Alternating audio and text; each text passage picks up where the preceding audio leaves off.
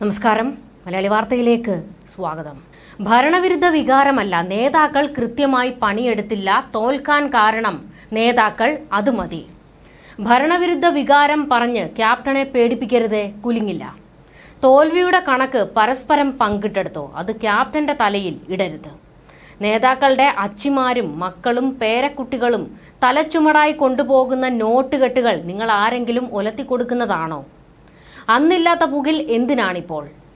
വൈരുദ്ധ്യാത്മകതയെയും ഭൗതികവാദത്തെയും കുറിച്ച് തലനാരിഴ കീറി പരിശോധിക്കൂ.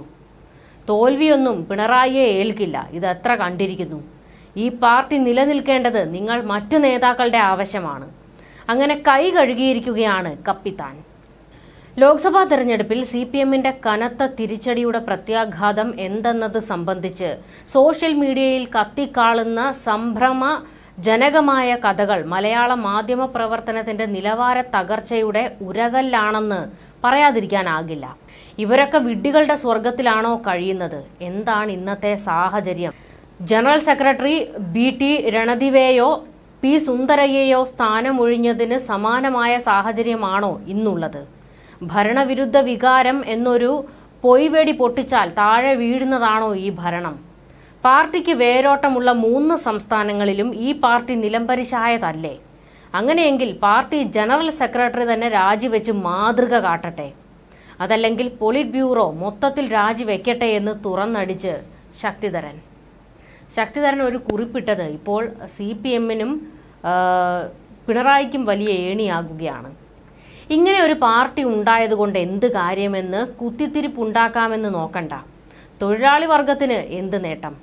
ദല്ലാളുകൾക്കും റിയൽ എസ്റ്റേറ്റുകാർക്കും ഇത്തിക്കണ്ണികൾക്കും ഖജനാവ് കൊള്ളയടിക്കുന്നവർക്കും ജോൺ ബ്രിട്ടാസുമാർക്കും കള്ളപ്പണം റാഞ്ചുന്ന മാസപ്പടിക്കാർക്കും മാത്രമല്ലേ നേട്ടമുള്ളൂ എന്നൊക്കെ മുറുമുറുക്കുന്നവരുണ്ട്. ആ പരിപ്പ് ഇവിടെ വേവില്ല. മുഖ്യമന്ത്രിയും അനുചരന്മാരും ഫലം വന്നപ്പോൾ തന്നെ പറഞ്ഞതല്ലേ, ഈ ജനവിധിയിൽ പോരായ്മയുണ്ടെങ്കിൽ 2019 പോലെ അടുത്ത നിയമസഭാ തെരഞ്ഞെടുപ്പിൽ അതിന്റെ കുറവ് തീർത്ത് ഭരണം പിടിച്ച് കൈവെള്ളയിൽ വെച്ച് തരുമെന്ന്. അതങ്ങ് വിശ്വസിച്ചാൽ തീരുന്ന പ്രശ്നമല്ലേ ഉള്ളൂ. ക്യാപ്റ്റൻ കഴിഞ്ഞ തവണ വാക്ക് പാലിച്ചതുകൊണ്ടല്ലേ തുടർ ഭരണം പോലും നേടിത്തന്നത്. നേതാക്കളുടെ അച്ചിമാരും മക്കളും പേരക്കുട്ടികളും തലച്ചുമടായി കൊണ്ടുപോകുന്ന നോട്ടുകെട്ടുകൾ നിങ്ങൾ ആരെങ്കിലും ഒലത്തിക്കൊടുത്തതാണോ? അന്നില്ലാത്ത പുകിൽ എന്തിനാണിപ്പോൾ? വൈരുദ്ധ്യാത്മകതയെയും ഭൗതികവാദത്തെയും കുറിച്ച് തലനാരിഴ പരിശോധനയ്ക്ക് ഇപ്പോൾ ഇറങ്ങുന്നത് അതൊന്നുമില്ലാതെ കാരണഭൂതൻ അണ്ണാക്കിൽ തന്നെ വെച്ച് തരുന്നില്ലേ? കാരണഭൂതൻ അനുഭവിക്കുന്ന ടെൻഷൻ നിങ്ങൾ ആരും കാണുന്നില്ല. ഭരണം തിരിച്ചു പിടിച്ചാൽ ഗുണഭോക്താവ് വീണയോ റിയാസോ വിവേകോ കമലയോ വിജയനോ എന്നൊന്നും ആലോചിച്ച് തല പുകഞ്ഞിട്ട് എന്താ കാര്യം? തിന്നാൽ പോരെ, കുഴിയെണ്ണണോ? എന്ത് മാറ്റത്തിനും കാരണഭൂതൻ തയ്യാറാണ്. ഭരണചക്രം മാത്രം കിട്ടിയാൽ മതി. മുഖ്യമന്ത്രിയുടെ ഓഫീസിൽ 2 ഗഡുവിനപ്പുറം ആർക്കും നിയമനം കൊടുക്കരുതെന്ന് വ്യവസ്ഥ ലംഘിക്കപ്പെട്ടിട്ടുണ്ടെങ്കിൽ അത് തിരുത്താം. അതൊക്കെ എപ്പോൾ വേണമെങ്കിലും തിരുത്തും. SSLC വരെ മാത്രം പഠിച്ച 44 വർഷം സെക്രട്ടേറിയറ്റിൽ തുടർച്ചയായി സേവനമനുഷ്ഠിക്കുന്ന ഒരാളല്ലേ പാർട്ടിയിൽ ഉള്ളൂ. 3 or 4 ക്രെയിനും വാങ്ങി വടകരയ്ക്ക് മടങ്ങാൻ അദ്ദേഹം തയ്യാറാണ്.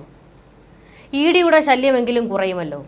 വീണ തൈകണ്ടിയുടെ കമ്പനിയുടെ പേരിലുള്ള ഫലകം AKG സെന്ററിൽ നിന്ന് മാറ്റിക്കൊടുക്കണമെങ്കിൽ അതും തയ്യാർ. ചെങ്കൊടിയും ചിഹ്നവും വിട്ടുതരണമെന്ന് മാത്രം വാശി പിടിക്കരുത്. പഠിപ്പും പത്രാസും ഒന്നുമില്ലെങ്കിലും പേരക്കുട്ടിക്ക് വരെ അന്നം മുട്ടാതെ കഴിയണമെങ്കിൽ ഇത് രണ്ടും വേണം. അത് ഒസ്യത്തായി കോരൻ തന്നതാണ്. എന്തായാലും പിണറായിക്കിട്ട് നല്ല ഒന്നാന്തരം കൊട്ടാണ് ശക്തിധരൻ ഇപ്പോൾ കൊടുത്തിരിക്കുന്നത്. പിണറായി കുടുംബത്തെ ഒന്നടങ്കം എടുത്തിട്ട് അലക്കിയിട്ടുണ്ട്. കുടുംബം ഒന്നടങ്കം ഒരു പാർട്ടിയെ നശിപ്പിച്ചുകൊണ്ടിരിക്കുമ്പോൾ എങ്ങനെ പറയാതിരിക്കും എന്നതാണ് ശക്തിധരന്റെ പക്ഷം.